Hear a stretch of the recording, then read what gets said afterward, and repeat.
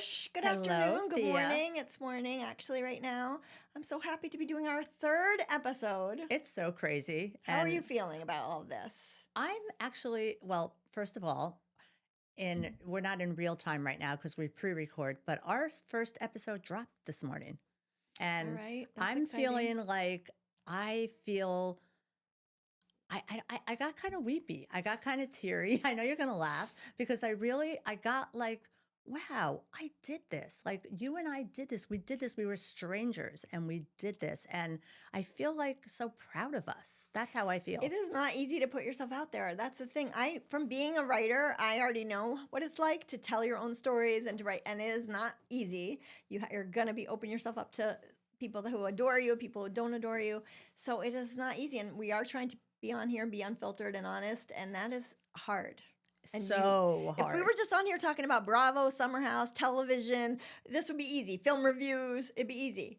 But it's not. We're talking about us. Yeah, And right. you know what? And we're talking about life. And Right. that, I think, is what the key to our thing is going to be, honestly. I mean, that's what I feel like. I've watched now 2 episodes. This will be our third, but I've watched the other 2, listened to them carefully, gone back, cringed a little, laughed a little, cried a little. But I think overall we're really achieving something here, which is honesty, which I don't know if you get that a lot lately. Everything's so produced. People talk about what they think people want to hear. They talk about what they think is going to be cool, and we're just talking. It's a total show. You can let me know when I can swear. I have our producer is like I'm not allowed to use any curse words, which is literally half my vocabulary, and so I can't do it until we're 5 minutes in. So On he YouTube, they will told me- take down your video They'll take if your you- video down if you curse, just so you know, before 5 minutes. So I am like walking on eggshells right now to get through the next 2.5 minutes, but I will say that I think we have something special.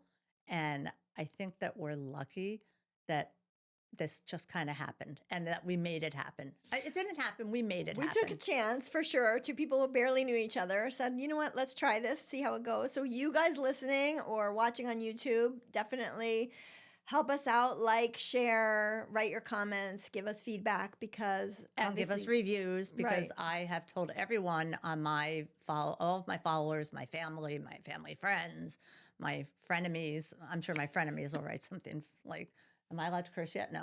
Okay. So my frenemies will write something terrible, but you know what? I'm okay with it. You know what? Pick me apart. And for me, when I watch back how you said you watch back and you cringe a little, whatever, sometimes I just have to go, the camera adds 10 pounds. You're not that fat. The Manjaro's working. Like, you just like, I'm like, Thea looks so good and so skinny, and I look so fat and ugly. And like, I have to like not get caught up in those tapes. Oh my goodness. Because you know those tapes in your head that can just take you out. The word fat, my daughter used it. I was telling my daughter who's 7, my son who's 9 is autistic and he's on medication. And we went to the developmental pediatrician yesterday, and the pediatrician said that he needs to gain weight. He's losing weight on the medicine, which is normal, Yeah. but it's not good. And so I have to give him like a milkshake with protein in it. So I made a milkshake for him last night, and my daughter said, "Can I have it?" And I said, "Of course." And she said, "But I'm fat, so I shouldn't have it." And I was like, oh my gosh, why are you telling me Wait, you're fat? she's a tiny little thing. I've seen pictures of her. She loves to eat. I don't think she's, of course, but I just hate the word. And I was like, please don't ever use that word, like about anybody or anything. She's like, there is one fat girl in our class. And I was like, oh my gosh, okay. Let's go to the couch. We need to all have a talk. But it's true. It's everywhere. And like I was a fat kid growing up. Okay. But that's just so it's like those scars don't go away. Like you carry them with you like your entire life. And, my brother was thin and I was fat. So my mother like hid his like yodels and all that stuff in the washing machine and the dryer so I wouldn't find them. And as a fat kid, of course I found them. You can't hide anything from me. I'm going to sniff it right out. So, well, this is a perfect segue into what we think we want to talk about today, which is we watch a show called Summer House on Bravo. If you haven't seen it, you should just binge all the seasons. Just stay up tonight all night and binge all the seasons and check back and with us. I'm seconding that 1,000,000%.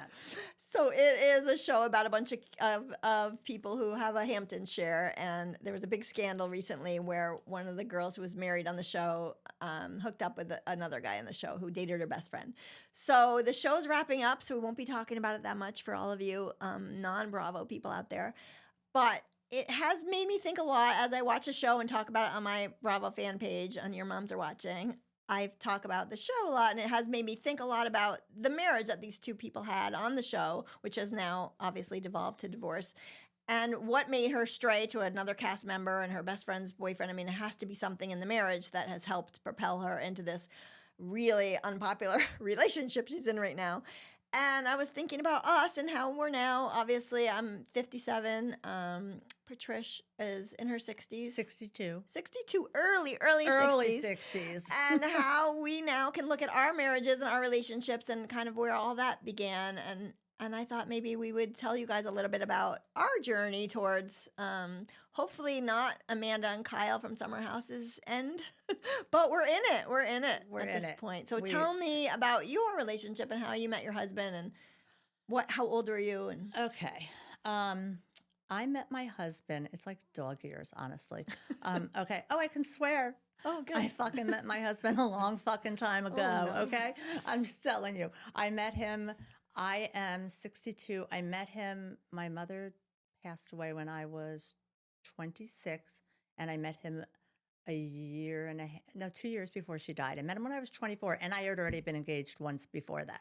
What? Fun fact. Okay, which I was, whatever. I got engaged to this guy, and whatever. It didn't work out. And he's dead to us. He's, you know what? But he's not dead to me because he ended up moving to my town. No. With his new wife So you and see his him now? kids. I have seen him, and my husband and I saw him at a party, and my husband went up to him and he's like, "Hey, thanks for ruining my life." That's what my husband said to him. So And this he goes- guy and either he what? goes He to my regrets husband, it? He was afraid of me. He's like, "No, man, no. Like I don't want anything to do with her, that crazy woman." So, what? I met my husband in a bar. Okay, I met him in a bar on In a Second bar in New York Avenue City? in New York City. What bar was It it? was called Mingles, and it's I no know longer Mingles. there. It's not there. I anymore. know I know, but Mingles. it's not there anymore. Mhm. And we met in a bar. My husband was on crutches, and I was with my friend. And everyone, like in the summer when you're in, like everyone's in the crowded room where it's really hot. Right. And I was like, I like air conditioning, so I went into the air conditioned room with my girlfriend, and my husband was sitting there with his friend. Right. And you were like, his- those by the crutches way, are hot. His fat friend. Okay. God.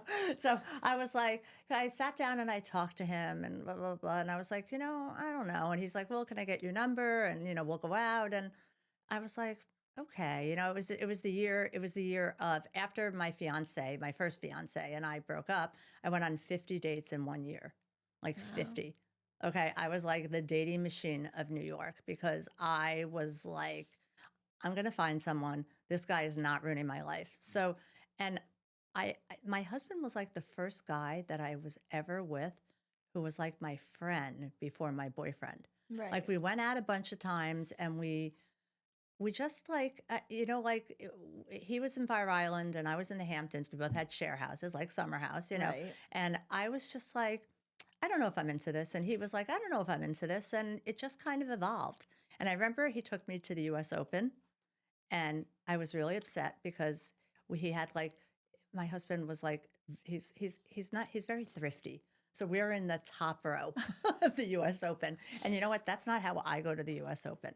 If I go to the US Open, I'm going to spend money to go to the fucking US Open. I better be like, I could watch it on TV instead of being in the, nosebleed and take the subway. And My husband is good with money, I like to say. Very good with his money. oh, that's a nicer way to put it. You know what? My husband is good with money too, but his good with money is bad for me. So all I'm going to say, and you know what? It just worked. And we ended up, and I said to him, we ended up like kind of falling in love. And I said to him, because my mom was sick and dying, and I said to him, listen, I know it's early, but if you're going to propose to me, can you just make sure that you do it before my mother passes? Oh. So we got engaged in March, right before my birthday. And my mom died in July. And she was like on her deathbed planning my wedding. Oh, wait, are you Aries? No. No, I'm Pisces. Oh, I'm Where Aries. are you? You're Aries? yeah. Okay. Okay, so your mom got to plan your wedding. She got to go plan to my your wedding. wedding? No, we made an engagement party so she could go. She was too sick to go. And my mother also was one of those people. Once she got sick, like she was done, and she So was it's sick for cancer? 2 Did she years. have Cancer. cancer? She had lung cancer. And Oh. it was very much, she didn't want to see her friends. Right. She only wanted to see me and Right. her husband. We'll go into my background a different time. That could take like years. My parents were married. This was her third husband. So, she only wanted to be with her husband. She was finally happy. She had quit smoking 10 years before and she gets lung cancer and dies. So it was really like my mother had a hard life and really sad, like your parents, like really sad. So, and she was like my best friend. So it's Yeah. kind of weird because as, Stu and I got married, like he had both of his parents. And I remember at the wedding, my father died when I was 22, Right. So I was like, I had no parents. But you went from your mom being your best friend to Stu being your best friend. Right, right. Which is nice. Yeah, he's kind of my best friend, worst enemy. It's like, married 35 years. That's a long time to be married. Like no one in my family, my parents were not married. No one was married more than like 5 years. Oh, it's on a huge achievement. any part of our family. So you tell me about you. That's enough about me for now. I'll drop some more teasers in there after. Well, I never went on any dates. I actually think to this day I've been on like 4 dates in my life.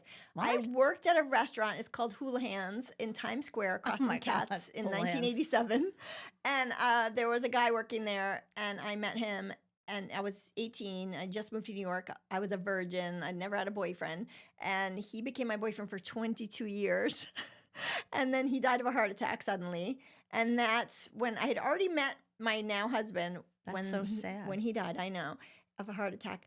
I had already met But him. he was your boyfriend, not your husband. You never married him. No, for we never got 22 married. We years. shared an Okay. apartment in New York City for 16 years in Hell's Kitchen. And so that was kind of my whole entire dating life. Everything was just him forever. And then before he passed away, we had broken up and I met my husband at a ski share in Vermont. So kind of like the Hampton Share, so you do it like Winter House. Like Winter House. Of course. So you met your husband like Summer House? I mean, no.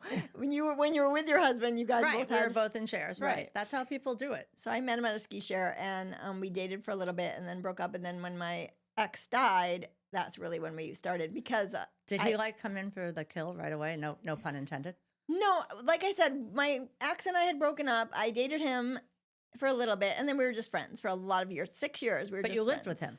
No, I'm talking about the husband. The hus. Yeah.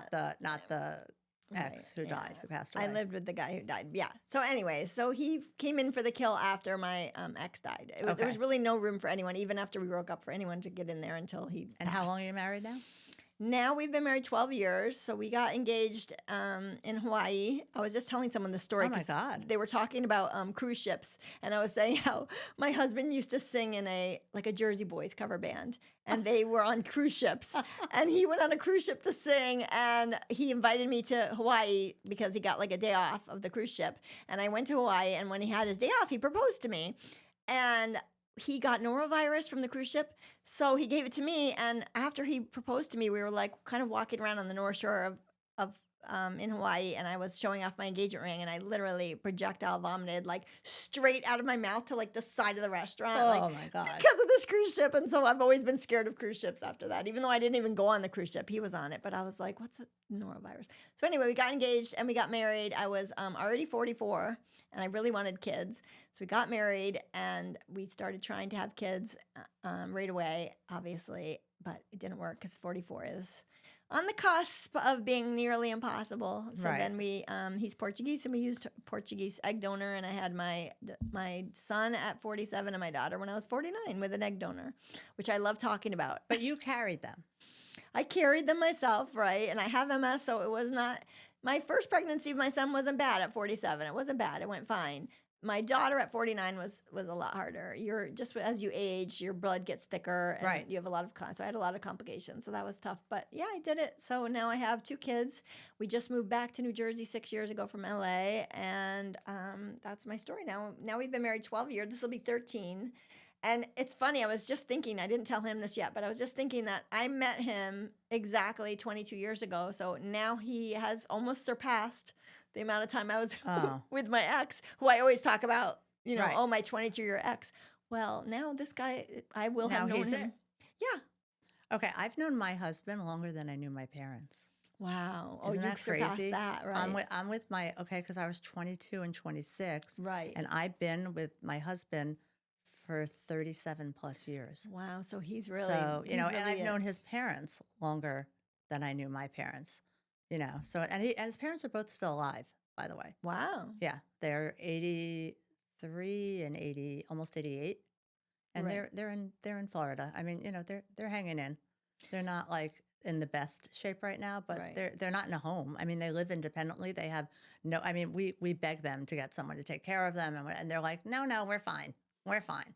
And I'm like, you're so not fine, okay? My father-in-law can't see, he can barely hear, he can barely walk, but they're fine. I know they all hold out. My in-laws live near us. And they're failing. His mom is failing in health, and we've been trying to get them help or whatever. They don't want it. Nobody wants to Nobody give wants up it. their independence. They don't want anyone in their homes. And I'm like, you know what? The minute my kid was born, I've had live-in help. I still have a nanny. Everyone's like, why do you have a nanny? You don't have any kids at home. And I'm like, I need a nanny to help me with my dogs. Like, I have someone sleep in 2 nights a week to help me with my dogs so I can sleep in the city. It's the most insane thing. But you know We're what? going to change the name of our podcast to Rich Girl, Poor Girl, because I've never had help. I don't even have help from my in-laws or anybody. I've never even ever once in my entire journey of motherhood had someone say, like, why don't I take your kids to lunch? Like, no one's ever taken do my that. kids anywhere. Can I take your kids to lunch? Yes, that would be amazing. I would love to take your kids to lunch. We do have I have a sister-in-law who lives about 15 minutes away. She doesn't have any kids, and she's amazing, but she just has her own life. Like, she doesn't have kids, so Right. we see them. I'll have everybody over for a barbecue or a dinner every couple weeks. Where are your parents? My dad is in Columbus, Ohio. It's Movie Time with John DeSando is his podcast, if you want to look it up. He's got a bunch of podcasts. WCBE.org is the website for the NPR in Columbus. So he has about 3 movie review podcasts, and he used to be a college professor in Columbus at Franklin University, and an English professor, has his PhD in English. And so he still lives in Columbus. He's, a single guy. He was married one time after my mom that was very short-lived. I was laughing so hard because I took my kids to Niagara Falls for Memorial Day. And my dad, when I was a senior in high school, I ran away from home when I was 16 to live with my dad. And I lived with my dad, and I lived there alone with him in this little townhouse. And he was a college administrator, and he had fallen in love with one of his students. Wait, stop it. Yeah, but it's college, so she wasn't like younger than 18. Was he having an affair with her? No, like he was single. So he wasn't fucking her. He was single. No, he Okay. was. But he was fucking her. Okay. But she was of age. She was just a little young for him, but she was over 18. It wasn't illegal or anything. But he definitely did have to step down from his administrative position at the college, but he still taught there for many years. But they went to Niagara Falls for vacation, and I got a letter in the mail. This is, 1987. I get a letter in the mail after a couple of days that they're gone, and it says we got married in Niagara Falls. Yes. The student? I was like, Dad, you got married? Like, I don't get a phone call. What? He married this girl, and it only lasted not even a year, and then he's never been married again. That was it for him. My mom and this woman, and that's it. So he's a single man living in Columbus, Ohio. And where's your mom? My mom passed away 3 years ago. Of a stroke, but she was in New Hampshire before that. I just saw my aunt died, her sister died, and I went to her funeral on Monday, and I saw her whole family, and my stepfather came, her third husband. So yeah, your cousin was cute, the one you took a picture with. She's so cute. She's really cute. She just had a baby I said 47, but she's actually was 46. She just had a baby, same as me.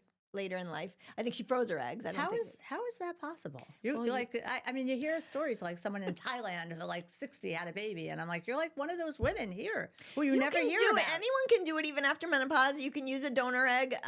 Like I said, I think my cousin froze her egg, so it's still hers, but. You could do it at any age, but like I said, people should be careful because I don't think I went into it really fully knowing the risks because I thought it's not my egg, so it's not gonna, it's gonna be great. It's like a 20, I think my donor was 22, so I'm like, it's a 22-year-old egg. This pregnancy is gonna be fine, and it wasn't. There are problems. Your blood gets thicker as you get older. Your body just, can't handle as much. So there's a lot of stuff. My third kid, I was 36, so still, and they called that a geriatric pregnancy. Yeah, they don't call it that anymore. I think they call it like a mature pregnancy. They took the word geriatric out. Yeah, no, I was a geriatric pregnancy because I was 36 when I had him. And I had 2 miscarriages in between. We talked about this, but that's, to me, like so what were the problems with your 36-year-old pregnancy? For me, it was, you know what? I had 2 young kids. That was the biggest problem. I had 2 miscarriages in between. Right. And I just felt off. you know, and I was just, It's not the same. You're not the no, I spry, wasn't like right. spry and like, you know, it's like my knees didn't hurt yet or anything like that. But I just was like, this is a lot. Like, this is a lot. And It's actually insane. you know, to have most of my kids. friends were done. You know, they were all done having kids because they had 1, 2, 3, and I couldn't have 1, 2, 3. And also, my husband didn't really not want 3 kids. Like he really was. He's like, we have a healthy boy, we have a healthy girl. You know, we gotta. You Right. know, we had the girl, we had the boy, and why are we gonna rock the boat? Right. And I'm like, there's someone missing. I need like I feel like there's someone missing. And also I think because I come from 2 and my brother was mentally ill my whole life. So I really come from being alone. And I wanted my kids to have each other the way that you have all these siblings, which is so crazy. Like I had no one. I was alone. I was alone in this nest of dysfunction. So that's why. Whenever we would have a birthday cake when we were little, all of us, you make a wish, right? And we all always wished that we were an only child. Oh my I have God. 7 siblings, and I wished them all away, every cake and everyone. We all did it. We were like, oh my God, what it would be like to just be alone and not. You're like Hilaria and Alec Baldwin. Oh yeah, that's a lot, right? a lot. That's a lot. It's too many. I feel like if How someone, far apart are you in age? we're all 6 of us are 1 year apart. So I have Oh my 5 God.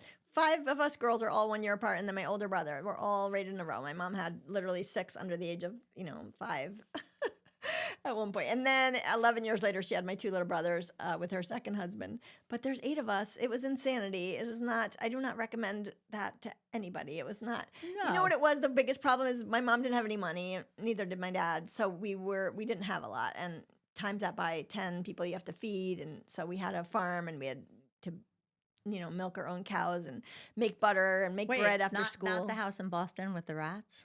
No, that was before the big old house. We moved a bunch of times. I was born in Vermont. We moved a bunch of times in Massachusetts. And then finally, after my dad left, we went out to a big old farmhouse in Western Massachusetts on a dirt road, miles from anything, 3 miles down the road. But also the town that it was 3 miles down from is like a 1 schoolhouse town. So really an hour from like anything big, like a grocery store, an hour. So we were out on a dirt road, and when we first moved into this house, it didn't have electricity, didn't have running water. It was just like a shell of a house. So we had a wood stove to heat the place and oil lamps and all that stuff. And then we got It's like Little House on the Prairie. right. Eventually, we got electricity and all that, but we still couldn't afford like electric bills and grocery bills. So we did everything ourselves. We had a big vegetable garden. We had 21 chickens. We had a cow. We had 2 ponies and 2 horses. We had 3 pigs named Bacon, Ham, and Sausage because Did you use that? that's where they were going. Of Oh, boy. course, everything got slaughtered and eaten. I had Do to you eat make. meat now or no? Yeah, of course. My Yeah, little me sister, too. I think, might not. She was not happy about Bubba being on our plate, but I was just like, bah, Bubba. I'm not an animal person. So we had to do everything. I had to make bread every day. I would come home on the school bus and make bread for dinner, and we had to get the vegetables from the garden. And we Wait, had to like make bread with I made bread yeast and- every day. It was my job. Yeah. Stop. My sister had to do laundry on a bicycle. In the back, the things would move. It was like a tub on the back of a bicycle, and you do the pedals, and that swished the laundry around, and then you put it on a washboard, and then you hang it. No. For 10 people. Oh, No. yes. No, I'm not joking. And then How old were you? I moved into that house when I was 7. So from 7 till I ran away from home at 16. So we really had like not a lot. We didn't have a lot. My mom just honestly couldn't. She made $35,000 a year as a school nurse, and she had 8 kids. So you do the math. My stepfather, I think, made $19,000 when they finally got married. So add that together, it doesn't really help. She would take in foster kids because the government gives you money for foster kids, but a foster kid's just another mouth to feed. So we always Right. had like some foster kid in our house. And she would we would trade like eggs for like someone to come do whatever, like if we needed like something electrical fixed or whatever. And then my stepfather, who she married, actually did know how to fix stuff. So that was great. But we just had to do everything ourselves because we couldn't afford. So we would go out and get the lettuce and the tomatoes and from the garden and make the salad. And then we would have something butchered to eat for dinner, or we would make stuff. I mean, we had to do the cooking. My mom worked, so she didn't get home till 6 o'clock. And so we had to have the dinner ready when she got home. Like she was Wait, just I'm still on your sister on the bike on the laundry. I'm everything. like, I mean, eventually we got electricity, but I'm saying it was just like a lot of meager. The worst part of our house, and everybody in my family will talk about it. My dad calls it the myth of the farm, by the way, because he's like, he doesn't even believe what we went through because he wasn't there. So, but he would come get us on the weekends to go to Boston with him and stuff. But anyway, so what did you do when you were with him in Boston? Oh, it was amazing. He would take me on the back of his motorcycle to like Faneuil Hall and Shakespeare in the Park and movies. I mean, it was So great. you had like rich girl life on the weekend. Exactly. And he isn't Okay. rich. He lived in a tiny apartment. He was a high school teacher. But yeah. So we no, the hardest part of it, of all of it, was the heat in the house, because we didn't have heat, and it was Mestre, Massachusetts, like blizzard of 76.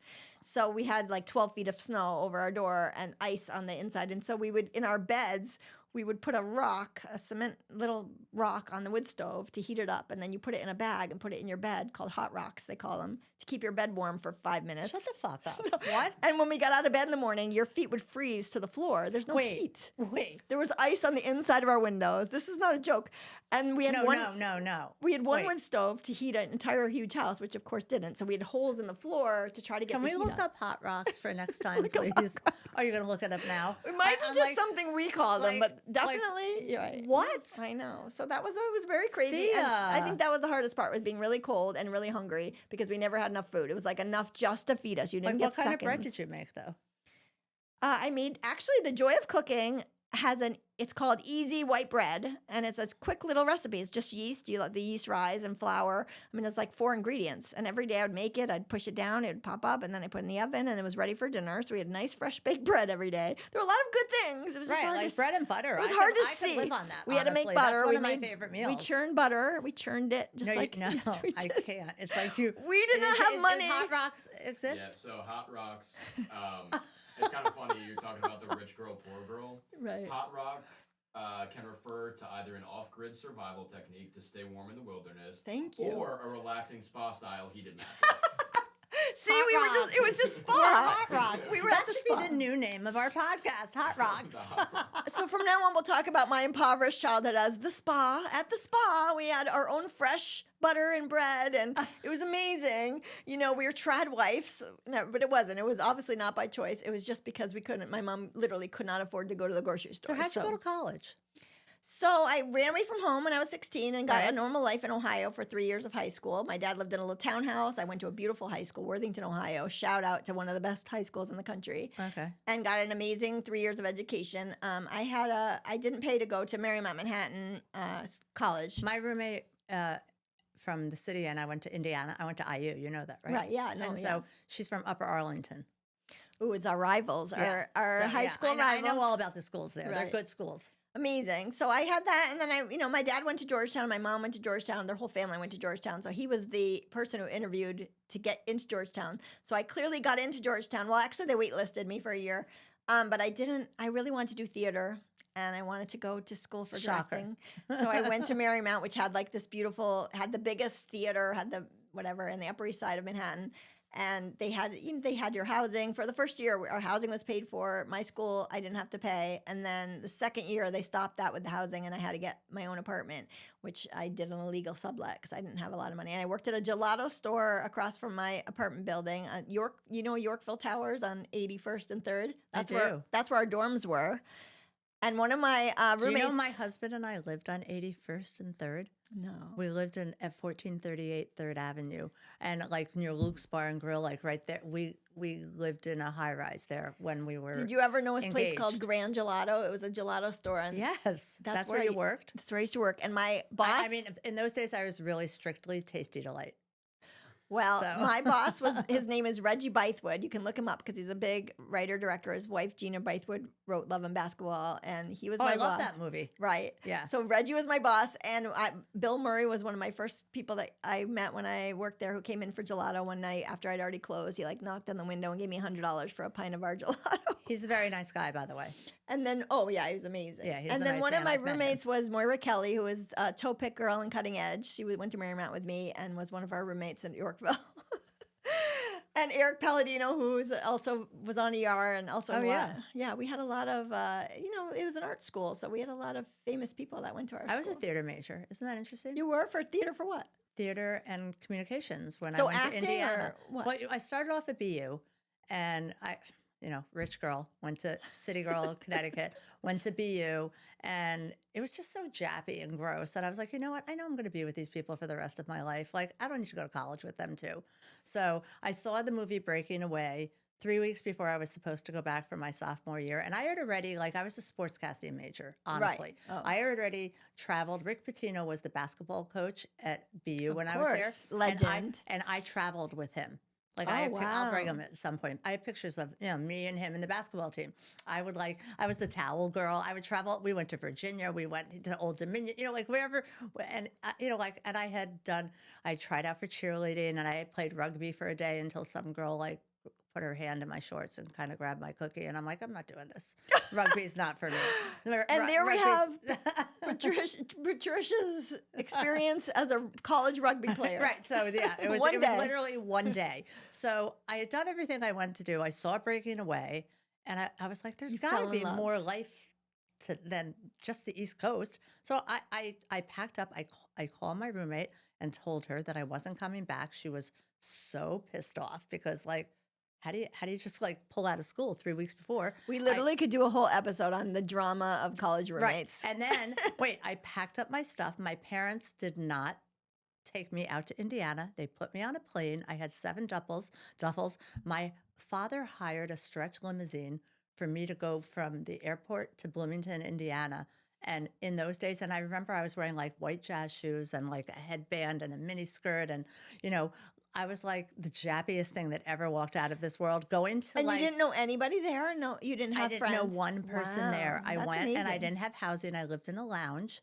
Okay, so it was me and 3 other girls who I did not know until I got a room, and it was the best 3 years of my life. Wow. It was amazing. And you know what? Everybody should do something like that, like just jump in and do something, because you know what? It was a different culture. And I remember, like, going to my first frat party that night, and all the girls had the Papagallo bags, like these little preppy button bags, and everybody was like preppy in Indiana. Right. And they didn't say like soda. Well, in the 80s, preppy was the thing. Midwest, it was like they say pop, they say sack instead of bag and whatever. And I was like, tennis shoes right. instead of sneakers. I remember going down to, like, the store in the dorm and getting stuff, and they're like, do you want your pop in a sack? And I'm like, what?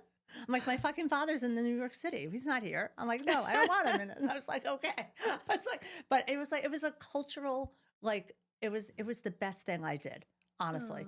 And you know what? I'm so happy that I did that. And I went to Little Five and everything, for Breaking Away and whatever. But I'm happy I saw the movie, because otherwise I never would have made a move.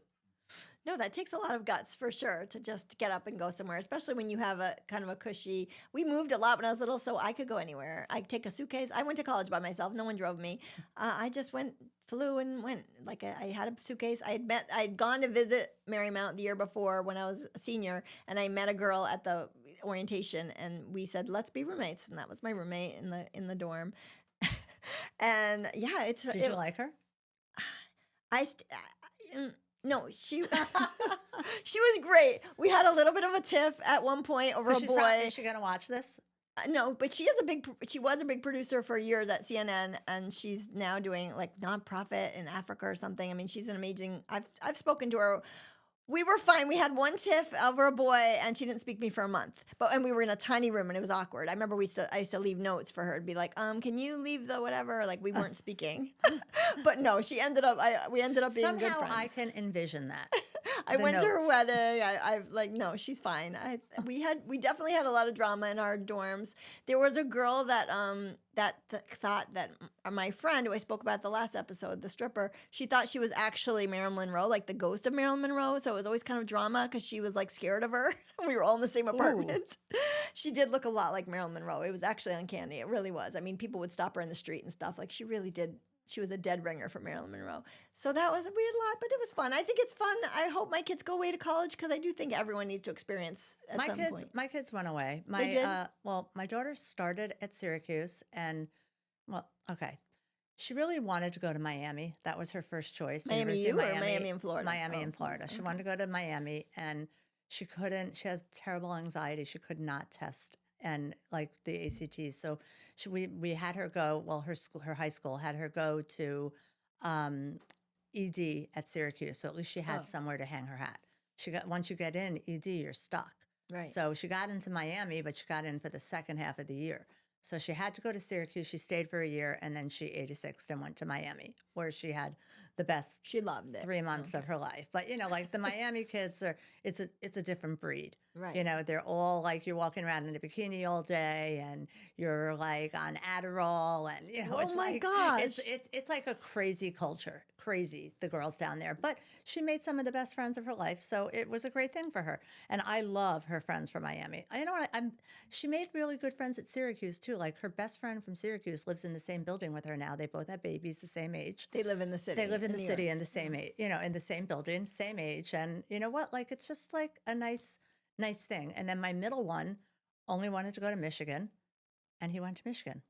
And you know what? He's a can-do kind of kid, and he went, and 4 years, best experience of his life. And then my little one went to WashU. My kids got progressively, like they applied themselves more, like they're all very smart, but my little one, for some reason, like ended up scoring very high on his ACT or SAT, whatever it was. And he went to WashU, but it was during COVID. And so halfway through the year, like they were all sent home. So he Right. transferred to NYU. Oh, And he NYU is loved amazing. NYU. He loved NYU. And WashU was definitely not the right place for him, but it was a beautiful school with really smart kids and a beautiful campus. But, it's a story for I'm another a day. big believer in birth order and because there are 8 of us, and I've really been able to study this. I'm What middle. number are I'm you? a classic middle. Well, I mean, I'm number 5 out of 8, but I'm a classic middle child. Like I want all the attention. I'm always trying to make jokes I remember I was in the car with my mom and dad before they got divorced. So I was little. I was like 5, and we were talking about something, and my mom said that when my mom and dad met at Georgetown in the 60s, there was a thing where if you would be drafted to Vietnam, but if you had kids, you could be exempt at this point when the draft was first introduced. And so I poke out of my little seat in the back, and I was like, and my mom goes, there was a draft, and your dad didn't want to go to Vietnam. And I go, and then he went bang, bang, bang, bang, bang, meaning like he had 6 kids just to make sure he didn't have to go to. I'm thinking of a gun. I'm like, what? No, I was saying, like, as a little 6-year-old, like, that was my joke. That was the sound effect for my joke. I thought it was a very successful joke. Everybody in the car laughed. It was good. And then I really got addicted to making everybody laugh all the time.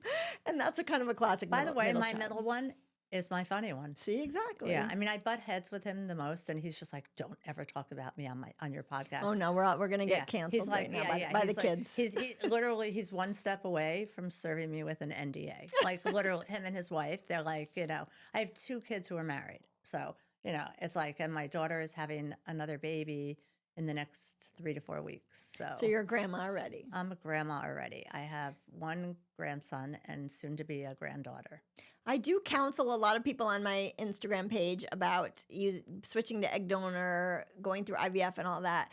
But there is couple caveats, and one of them is just to know that when you're older, you can't carry as well. And the second is that, I don't know if I'll ever be able to meet my grandchildren. I'm already 57. I mean, we'll see. I told my daughter, like, hurry it up, but you just don't.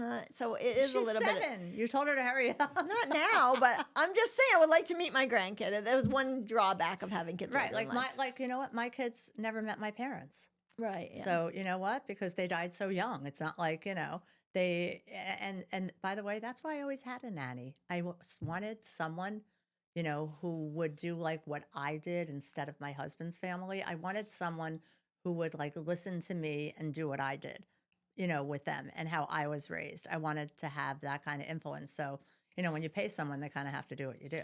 Well, I was a nanny in Los Angeles for a family. I'd moved out to LA with my now husband, and I was a writer. I was being actually paid to write. I wrote for magazines. I did a lot of script development, but I was getting really stir crazy being at home all day writing. So I answered a Craigslist ad, $12 an hour. It was a bargain. I didn't know. I never was a nanny, and I had my own other money. Not like I was rich, but I could live on what I had from writing. So I took a job as a nanny to a 6-month-old baby in Playa del Rey. They lived at the ocean. I was like, I'll do this for 6 months. Just get out of the house a little. And I literally stayed with this family for like 7 years. And they had another Did you kid. live in?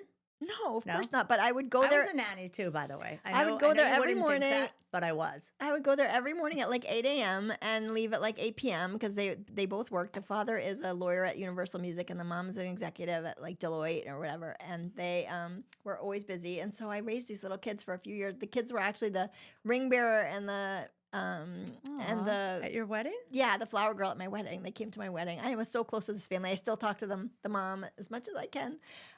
They're amazing. They were like my second family. I mean, I lived in LA. I didn't have family there. My family's like was back east or whatever. So they were the people that I would like go to their house for whatever, whenever anything went wrong. When my ex died, they were who came right over to my apartment.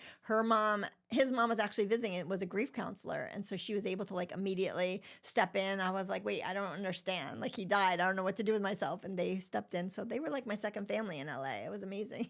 But everyone kind of had my master's degree. I'd already been an executive in Hollywood. So it was a little bit of a strange career move for me. And I didn't even see it as a career. It was just like, yeah, I write when I'm there. When the kids are sleeping, I write. I'm still a writer. I just was nannying too. But it really was actually. I had a bad nanny experience. So yeah. what? How long did you, how old were you? I had just graduated Indiana. I had the internship at WNBC, and my father lived on Fifth Avenue, engaged to his fourth wife and her two young children, and I was not moving in with them. They wanted me to move in with them, and it was right before he died, and I was like not moving in with them. So I answered an ad just like you in the New York Times, and I went to the El Dorado, which was like, it's a beautiful building in the city. El Dorado, yeah. So I went to the El Dorado, and I knocked on the door, and this gorgeous Black woman opens the door. And I'm like, oh my God. And I'm like, hi, I'm here for the job. She goes, oh, come on and sit down. So it turned out she was the president of Planned Parenthood. Her name was Faye Waddleton. She was like a major, major player, and her daughter. And I used to take her daughter to Claremont Stables riding, and I'd bring her over to Brearley School on my way down to WNBC. You know, it's like, I lived in for 10 months, and then my dad passed away. And but like I hated it, honestly, like because I had a cook, and she had a cleaning girl also, but she was lovely, but she traveled. She had such a huge job, you know. She was like all over the world, and it was very like weird that like this young white girl is taking care of this Black child. She would come to I would bring the daughter home to my house for Passover and all the Jewish holidays. Oh, She did it with nice. my family, and I adored her. I've actually spoken to her in the last year or two, and it's just like she's an adult now, and it's like crazy. But their dog would go pee on my bed every night, and I was like, because I was in the nanny's room, and it was like It's not a It glamorous was career. not glamorous, and I was like, every night I'd have to wash my sheets and and it was like, you know what? I could be living on Fifth Avenue with my father, and his dysfunctional whatever, but instead I'm living in the nanny's room with the dog peeing in my bed. Well, you know what? That brings us right back to the beginning of our conversation. First of all, what brought us together and how different we are. So we've already established you're rich, I'm poor. We got that. It's fine. I'm It's not a great rich. dynamic. I'm I like, know. okay. And then also I was the help, you have help. So there's that dynamic that's going on.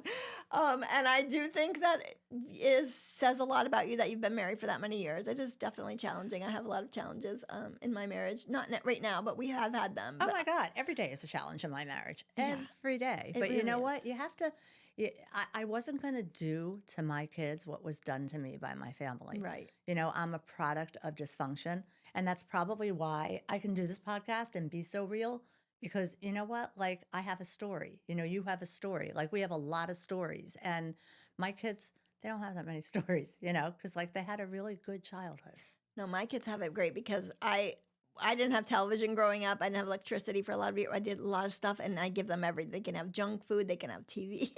Everything. It's the opposite of my upbringing, and not in a good way. I mean, obviously, my kids should be out in the farm, like, weeding the garden and getting bit by so many black flies. They have to go to the hospital like us, like for real. But I do think that a lot of us, it's same with dating, where you date a guy and then the next guy you date is opposite of that guy. Of course, and the same with right. kids, like our childhood some way, and now our kids are going to have the opposite childhood. But I mean, I think it's great that we can give that to them and let them have easier lives than we had. Oh my God, of course. And you have a stable marriage, and their kids get to witness that, which is. I mean, I don't know if it's stable. I feel but like you know Stu's what? going to get raked in this podcast a little You bit. have no idea. His friends all day long give him shit all day long. They're like, what is she going to talk about now? Like, and, you know, there, and I have to say, more of the husbands are interested than the women because they just want to go to golf with Stu, you know, because I am rich. We belong to a country club, and they only want to, you know, they only want to golf with my husband on the weekends and give him shit about what I say about him on my regular account.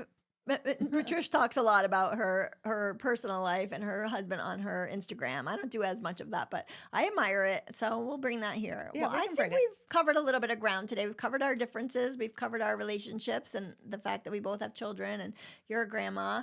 And we talked a little bit about Summer House. You guys need to like go binge that show, and then we might. Yeah, we really didn't get into it. We'll get into it in the next one a little bit. Right, we might talk a little bit, but for all of you who don't watch it, we're wrapping that up anyway. That show's wrapping up, so the Bravo Summer House thing might wrap up too if you're tired of it. But this was great. All right, it was great. I'm so glad I got to talk to you today. And you guys, everybody, like, follow, share, and leave a review. We want to know how we're doing all the time. We'll see you next week. We're going to be dropping episodes every Thursday. Okay, bye, guys. Bye.